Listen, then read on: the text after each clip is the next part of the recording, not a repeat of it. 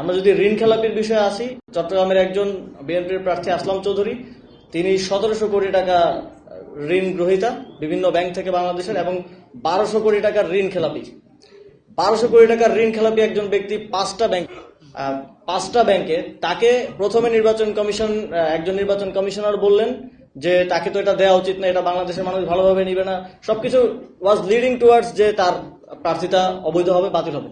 হঠাৎ করে পাশে একটু কথা বলে তিনি বললেন যে এটা অ্যাকসেপ্টেড, হঠাৎ করে আউট অফ নো হয় এটা অ্যাকসেপ্টেড। এবং ওনারা যদিও বাংলাদেশের প্রচলিত ঋণ খেলাপি আইন হচ্ছে ঋণ খেলাপি, কিন্তু ওনারা ইন্টারপ্রিটেশন করলেন যে গ্যারান্টর হিসেবে তাকে সেখানে দায় মুক্তি দেওয়া হলো।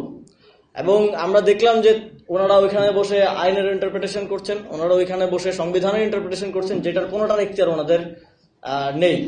এবং আমরা অবশ্যই এই বিষয়গুলোতে ভবিষ্যতে আমাদের আইনি লড়াই চালিয়ে যাব।